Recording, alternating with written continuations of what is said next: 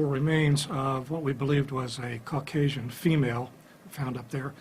There was nothing else found at the scene.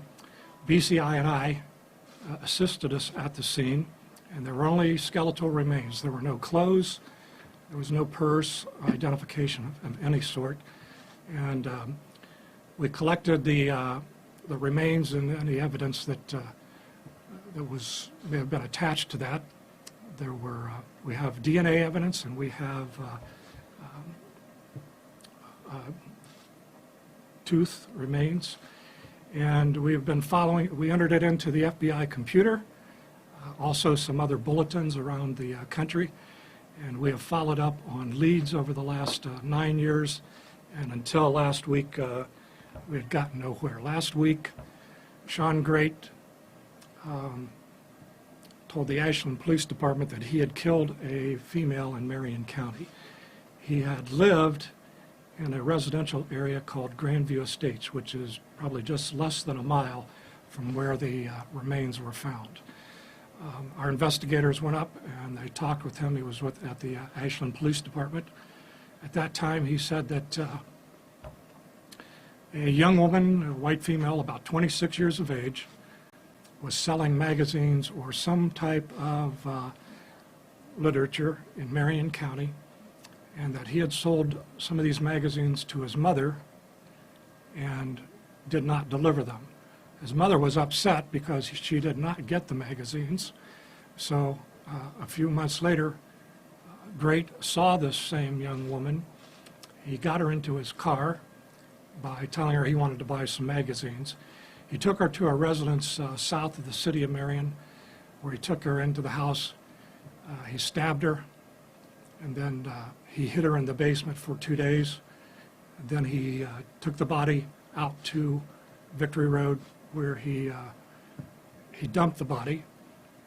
Sometime later, maybe a year or so later, he went out there. He was concerned about any DNA that might have been at the scene, so he set the body on fire. And at this point in time, we do not know who this young lady is. I was hoping that we might find some information over the weekend by talking to his mother and friends to find out what would lead us to her identity, but that has not happened. So we're asking for help from the public. He thinks her name was Diane or Dana, started with a D, does not remember her last name, and if you've seen the image that we put out in 2007, he said that does not look like her. He believes she was from Ohio, but he can't tell us any more than that.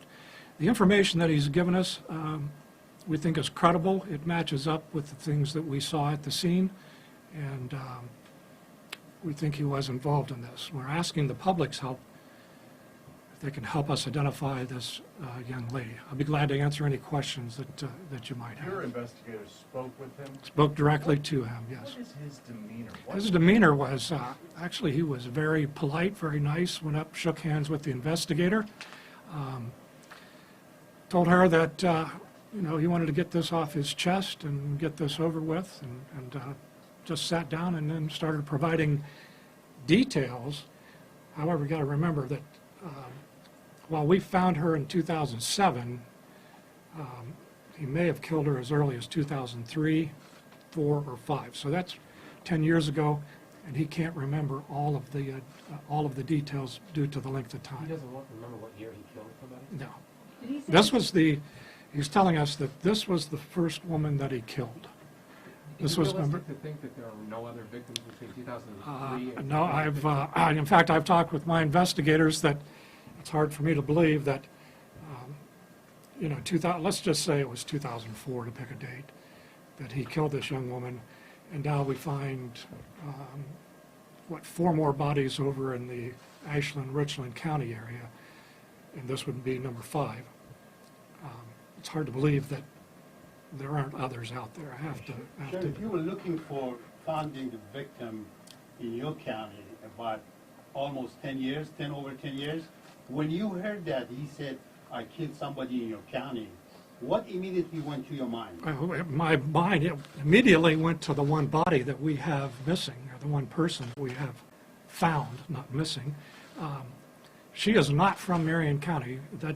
She was not reported missing from Marion County, and we've researched all the databases. We can't find anything in Ohio that would lead us to her identification. So we had one body, and when he said he killed somebody here, immediately went to that body. You said 4 bodies, other than this one? Is that right? We knew of 3. 3? Well, there's The the number one is in, probably- yeah, there's the one in Richland County that they just reopened.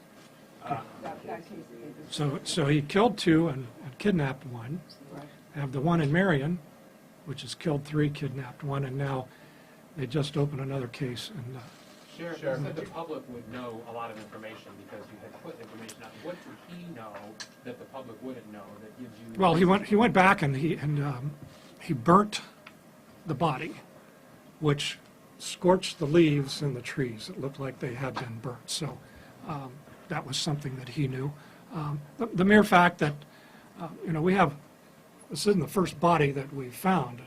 Typically, they're some kind of identifying features. There's clothes or ID or something. This one had nothing. There was just the remains that were found. Sheriff, So did he- those, the general public didn't know that the body had been burnt? That wasn't. That's correct. That is That's, correct. so basically, that's the fact. That's, At the time, were you aware that the body had been burned? no. Well, other than the fact that it looked like from the leaves, from the heat, that there had been a fire there. So Sheriff, did he say anything about any other murders that he may have committed? not to us. We focused on our case, and that was the only one we asked him about. Sheriff, did you guys know this guy when he lived in Marion? Did you know? Yes, we have, we'd come across him, we had arrested him, sent him to CRC. He has a history in Marion County. What, of what? Be glad to get that with you. I don't have it off the top of my head. How do you spell his name? Shawn Yeah.